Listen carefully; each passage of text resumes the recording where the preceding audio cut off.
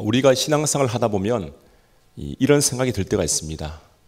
하나님은 왜 이 악한 사람들은 잘 되게 하시고 이 착하게 사는 사람들은 이 세상에서 살아가는 게 왜 이렇게 힘든 것인가?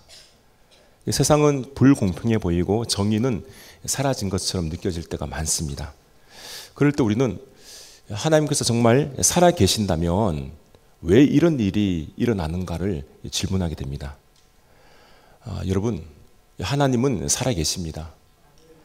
하나님께서는 모든 일을 기억하시고 또한 모든 것을 알고 계시는 분이십니다. 이 하나님께서는 이 당신의 시간에 당신의 방법으로 반드시 갚아주시는 분임을 우리가 믿어야 합니다. 오늘 이 본문 말씀은 하나님은 어떤 분이신가에 대해서 알려주고 있는 말씀입니다. 우리가 본문을 살펴보므로 함께 은혜를 나누는 귀한 시간이 될 수 있기를 바랍니다. 26절, 27절 이렇게 말씀합니다. 내가 그들을 흩어서 사람들 사이에서 그들에 대한 기억이 끊어지게 하리라 하였으나 혹시 내가 원수를 자극하여 그들의 원수가 잘못 생각할까 걱정하였으니 원수들이 말하기를 우리의 수단이 높으며 여호와가 이 모든 것을 행함이 아니라 할까 염려함이라. 이 하나님이 어떤 분이시냐? 이 먼저는 하나님은 징계하시는 분이시지만 끝까지 버리지 않는 분이심을 말씀하는 겁니다. 여기에 보면 그들을 흩어서 그들에 대한 기억을 끊어지게 한다는 것은 한마디로 말하면 징계입니다. 이 하나님은 이스라엘 백성들이 죄 짓는 모습을 보시고 너무나 분노를 하셨습니다. 그들은 하나님을 버리고 우상을 섬겼죠.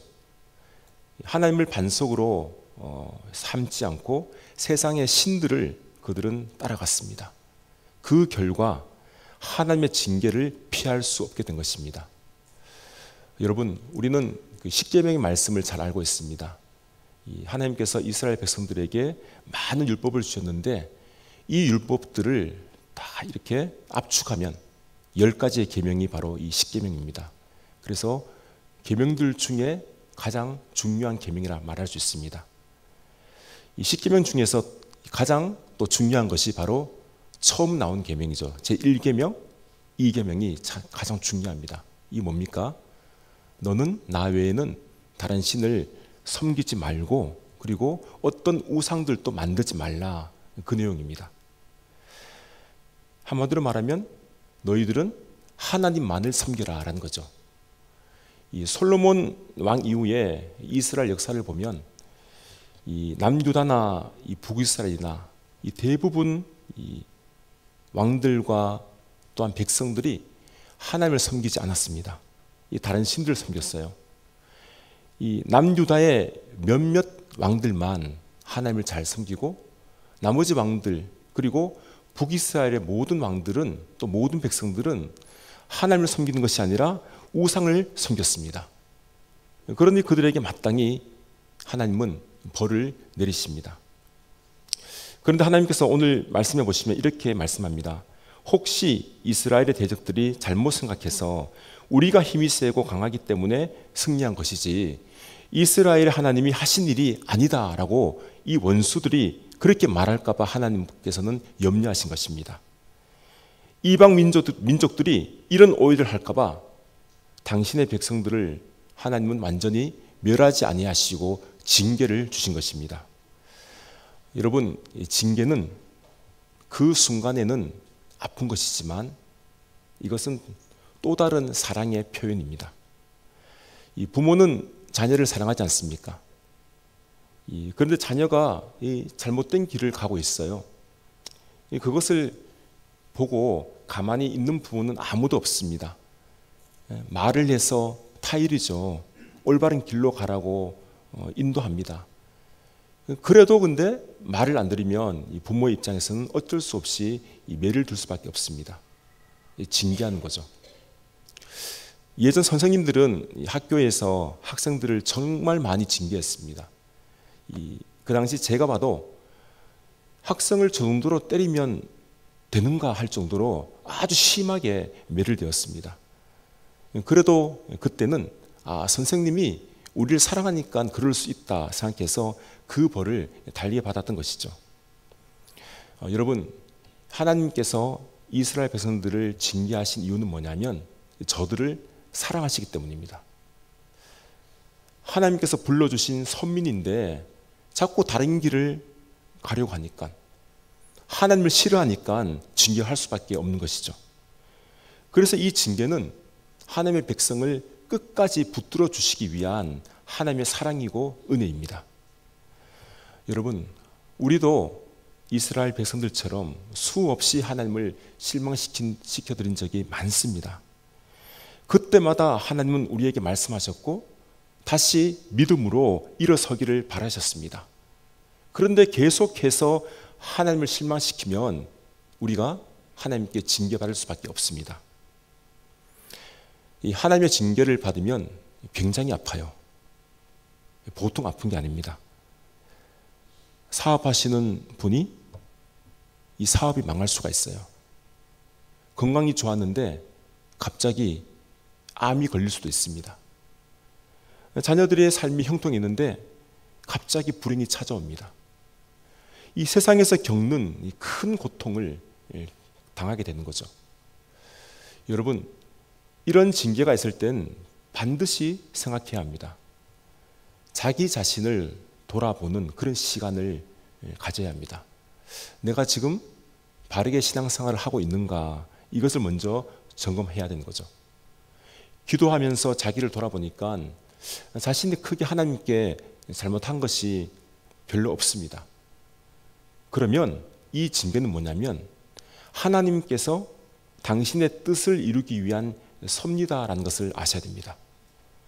하나님의 계획이 있기 때문에 내게 지금 이런 일이 일어나고 있는 거죠. 하나님이 나를 징계를 하신 것입니다. 그러면 언젠가는 하나님께서 이 징계를 멈추시고 그 자녀에게는 다시 복을 주는 복의 길을 열어주시는 것입니다. 여러분, 하나님은 우리를 결코 버리지도 아니하시고 떠나지도 않는 분이십니다. 왜냐하면 하나님의 그 크신 이름이 우리 안에 있어서 우리를 사랑하시기 때문입니다. 이사야 43장 1절은 이렇게 말씀합니다. 야곱아, 너를 창조하신 여호와께서 지금 말씀하시느니라. 이스라엘아, 너를 지으신 이가 말씀하시느니라. 너는 두려워하지 말라. 내가 너를 구속하였고 내가 너를 지명하여 불러노니 너는 내 것이라. 저와 여러분이 지금 세상에 살고 있으며 이 자리에 있는 것은 하나님께서 저와 여러분들을 불러주셨기 때문입니다. 우리를 사랑하셔서 한 사람 한 사람을 지명하셨습니다. 내 이름을 부르면서 너는 내 것이다. 너는 내 것이다. 그러니 너는 세상에 살아가며 두려워하지 말고 염려하지 말고 나를 믿어라. 이렇게 말씀하시는 겁니다. 하나님께서는 우리와 형편과 처지를 다 알고 계시며 우리를 가장 사랑하시는 분이십니다. 우리가 혹 세상의 풍파에 넘어지고 쓰러져도 하나님은 저와 여러분들을 일으켜 세우십니다. 우리가 이 사실을 믿어야 됩니다. 이런 믿음을 가지고 있다면 우리는 세상에 살아갈 때 용기를 가지고 담대하게 살아갈 수 있는 것입니다. 그런데 지금 이스라엘은 그렇지 못했습니다. 그들은 모략이 없는 민족이고 분별력이 없었습니다. 하나님을 떠나서 세상의 지혜만 따르는 어리석은 백성들이었습니다. 여러분, 이 참된 지혜가 있어야 바르게 분별할 수 있습니다. 이 지혜가 뭡니까? 지혜란 말은 하나님을 경외하는 것입니다. 잠언 9장 10절에 보면 여호와를 경외하는 것이 지혜의 근본이다라고 말씀하고 있습니다. 지혜는 하나님을 두려워하면서 하나님을 최고로 높여드리는 존경의 마음입니다. 그런데 이 지혜를 얻기 위해서 해야 할 가장 중요한 것이 있어요. 그것이 뭐냐면 듣는 마음입니다. 듣는 마음. 우리는 듣는 마음을 가져야 됩니다. 이 솔로몬은 우리가 부를 때 지혜의 왕이다 이렇게 부르지 않습니까? 이 솔로몬이 기브온 산당에서 하나님께 일천 번제를 드렸습니다. 일천 번제라는 것은 소 1000마리를 한꺼번에 하나님께 드리는 제사입니다. 태워서 드리는 거죠. 솔로몬은 이 마음과 정성을 다해서 일천 번제를 드리고 난 이후에 꿈을 꾸었는데 하나님께서 꿈속에 나타나셨어요. 그리고 솔로몬이 하는 말이 네가 원하는 것 내가 다 들어주겠다.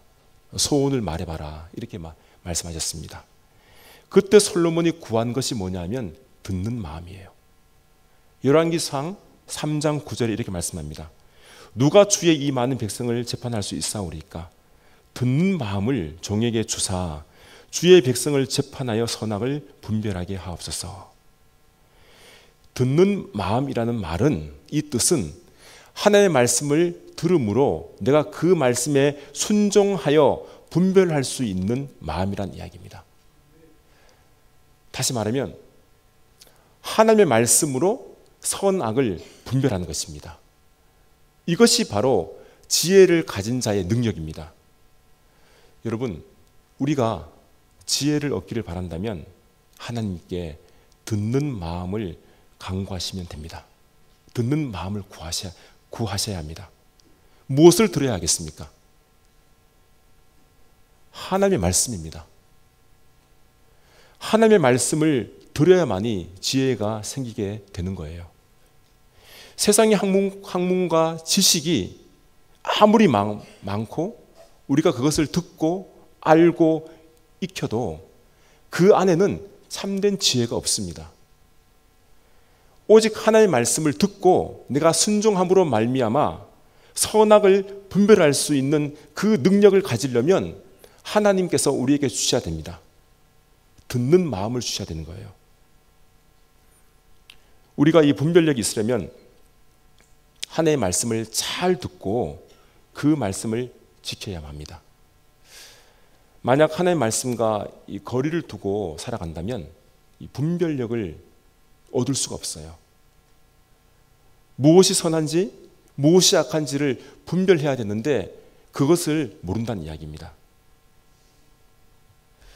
우리가 주일에 교회에 나와서 말씀을 듣는 것도, 또한 개인적으로 하나님의 말씀, 이 성경책을 내가 보는 것도, 또 말씀이 잘 이해가 되지 않으면 하나님의 말씀, 이 말씀을 공부하는 것도 뭐냐면 내가 듣는 마음을 가지기 위해서예요. 듣는 마음을 갖게 되면 이 세상에서 살아갈 때 분별할 수 있는 능력이 생깁니다. 하나님의 말씀을 내가 가져야 돼요.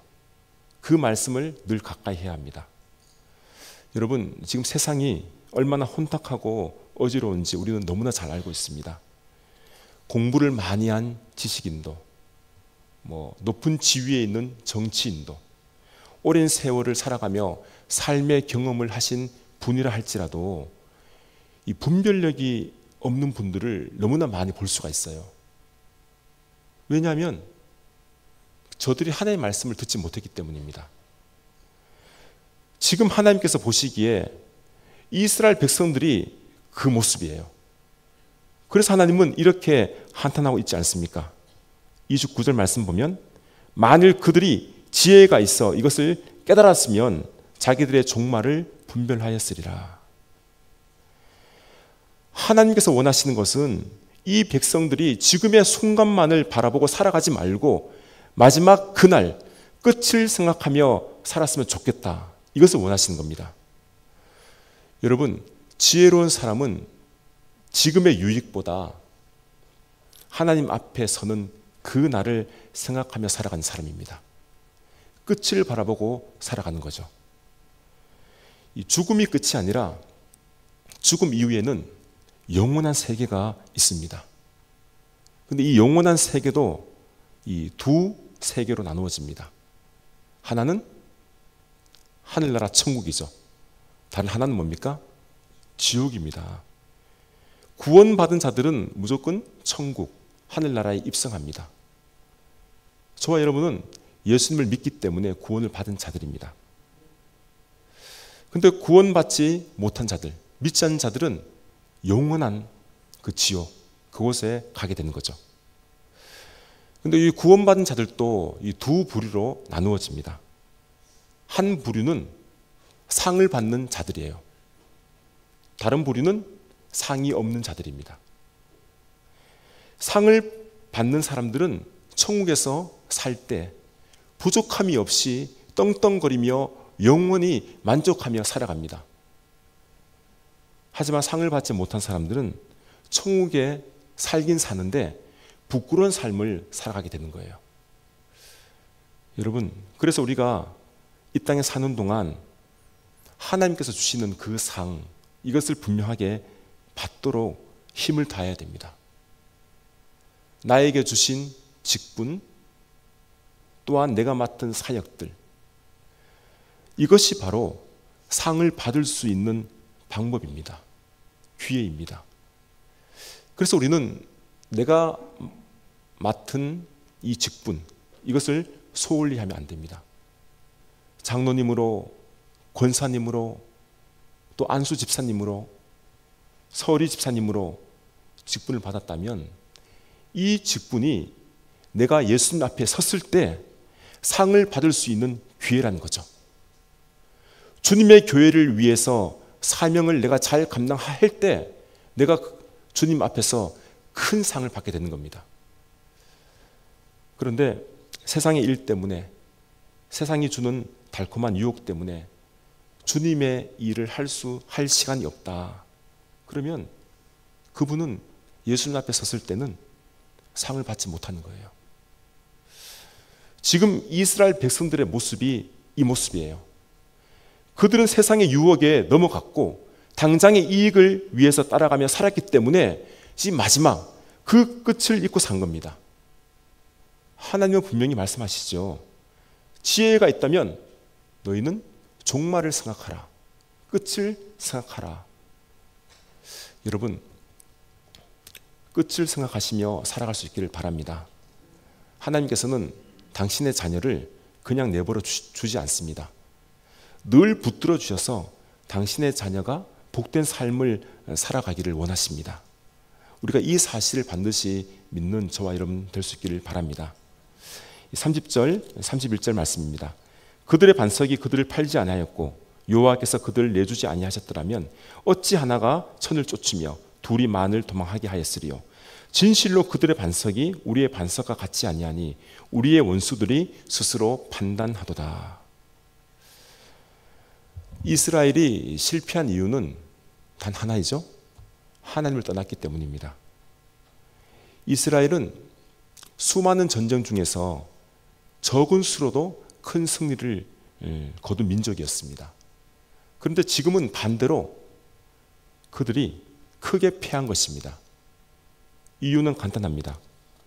하나님께서 이 대적들을 이스라엘에게 붙이신 것입니다. 여러분, 하나님께서 함께 하신다면 이 한 사람이 1000명을 이겨요.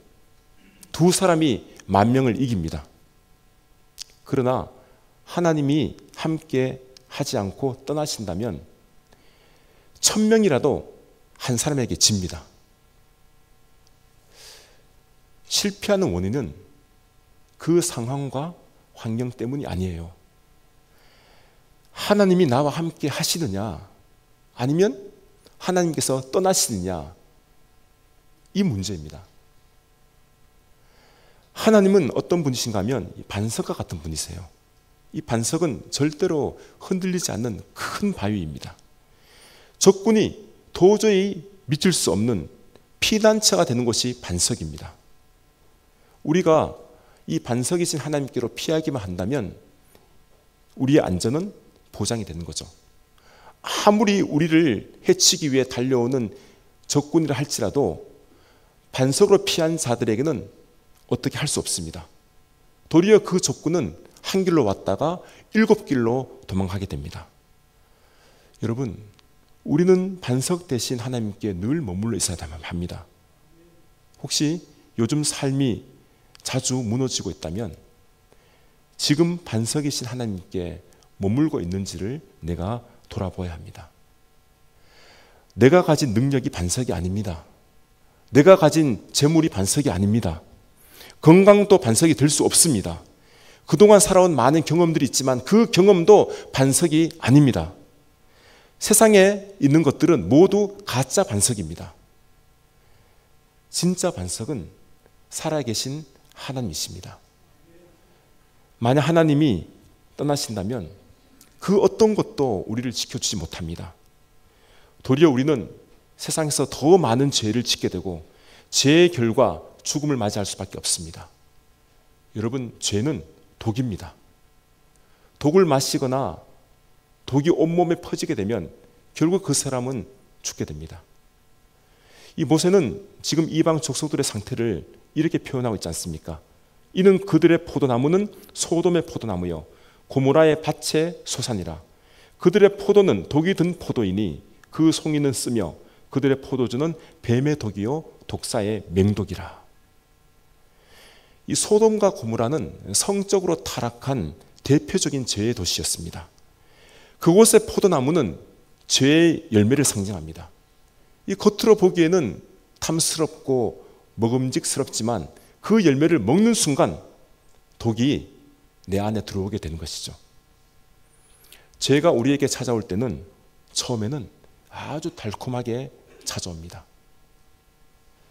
우리의 눈과 귀를 즐겁게 만듭니다. 그런데 그 끝은 뭡니까? 죽음이에요. 로마서 6장 23절 말씀처럼 죄의 삭은 사망이죠. 달콤하게 찾아오는 그 죄, 이것을 우리가 먹게 되면 우리는 독이 우리 안에 들어가서 우리의 영혼을 이 죄가 죽게 만들게 한다는 겁니다. 여러분, 오늘 우리 주변에도 이런 달콤한 독이 얼마나 많이 있습니까? 세상의 성공을 위해서, 물질과 쾌락을 위해서, 또는 여러 관계 속에서 이 정도는 괜찮겠지. 내가 지금 이 정도, 내가 지금 이것은 괜찮겠지 하면서 이 죄를 합리화시킵니다. 그런 하나님은 분명히 말씀하십니다. 그것이 바로 독이다. 독이라는 거예요. 하나님을 떠나서 돈을 많이 벌고 성공하는 것은 겉으로 보기에는 성공처럼 보이지만 결국 독이 되어서 우리를 병들게 만들고 결국에는 내 영혼을 죽음에 이르게 한다는 것입니다. 성도 여러분, 하나님은 이런 모습을 보시면서 하루빨리 너희들은 내게로 돌아오라 이렇게 말씀하시는 거예요. 그런데 하나님의 이 인내하심도 한계가 있습니다. 계속 가질 않아요. 마지막까지 기다리시지만 그래도 안 된다면 하나님은 그 행위대로 분명히 갚아주십니다. 마지막 34절 35절 이렇게 말씀합니다. 이것이 내게 쌓여 있고 내 곳간에 봉하여 있지 아니한가. 그들이 실족할 그때에 내가 보복하리라. 그들의 환난 날이 가까우니 그들에게 닥칠 그 일이 속히 오리로다. 하나님은 우리의 모든 것을 기억하세요. 우리의 눈물과 고통, 그리고 우리의 선한 행동도 기억을 하시지만 악한 자들의 죄도 기억하십니다. 그것들이 모두 하나님의 곳간에 봉해져 있어요. 이 안에 닫혀 있습니다. 그런데 그 곳간을 언제 여시는가 하면 끝까지 하나님께로 돌아오지 않고 실족하여 빠져 있을 때 그때 하나님은 곳간을 여셔서 보복하시는 겁니다. 하나님의 보복은 하나님의 공의를 나타내시는 겁니다. 공의로우신 하나님을 사람들에게 선언하시는 겁니다. 하나님의 그 공의로 죄된 세상을, 죄된 인간들을 바로잡습니다. 진정한 심판주로 하나님께서 나타나신다는 말씀입니다. 여러분, 이 세상에는 완전한 공의는 없습니다. 억울한 일을 당하여 재판을 받아도요, 그 억울함이 풀리질 않습니다. 도리어 누명을 쓸 때가 있어요. 이 세상의 법은 가진 자에게는, 강한 자에게는 약하고, 정말 힘없고 약한 자들에게는 강할 때가 많아요. 하지만 하나님의 공의로운 심판은 절대로 그런 일이 일어나지 않습니다. 완전한 심판이 이루어지게 되는 거죠. 잘한 자에게는 상을 주시는 것이고, 잘못한 자에게는 벌을 내리시는 것이 하나님의 심판입니다. 그래서 우리는 하나님께 모든 것을 맡겨드려야 돼요. 로마서 12장 19절의 말씀처럼 너희가 친히 원수를 갚지 말고 하나님의 진노하심에 맡겨라. 원수 갚는 것은 하나님께 있기 때문에 하나님께서 반드시 갚으시는 겁니다. 여러분, 서두에서 제가 왜 악인들이 잘되고 형통하며 착하게 사는 사람들, 선한 사람들이 왜 잘되지 못하는가, 이렇게 질문을 드렸습니다. 그 이유가 여기에 있습니다. 그것은 하나님의 시간, 하나님의 때가 있기 때문이에요. 하나님의 때는 느릴 수는 있지만 사라지는 것이 아닙니다. 하나님의 시간은 지연될 수는 있지만 절대로 없어지는 것이 아니에요. 분명히 있습니다. 우리는 그 때를 알 수는 없습니다. 하지만 하나님께서 판단하셔서 그 때가 되면 내가 속히 이루겠다, 이렇게 말씀하고 있습니다. 그날에는 모든 것이 하나님의 공의로 다스려집니다. 혹 그동안 억울하고 분한 일을 당하여도요, 하나님의 때를 기다릴 줄 아는 저희 모두가 되어야 됩니다. 성도 여러분, 오늘 주신 우리 말씀을 통해서 하나님은 어떤 분이신가 우리에게 알려주셨습니다. 하나님은 공의로우신 분이세요. 반드시 갚으시는 분이십니다. 이 사실을 아시고 하나님께서 우리와 함께 계시며 나아가서 하나님의 공의가 온 세상에 전해지게 될 때, 그때 진정한 하나님 나라가 오게 된다는 사실을 우리가 기억하며 이 한 주도 살아가는 저와 여러분들 되시기를 주님의 이름으로 기원합니다.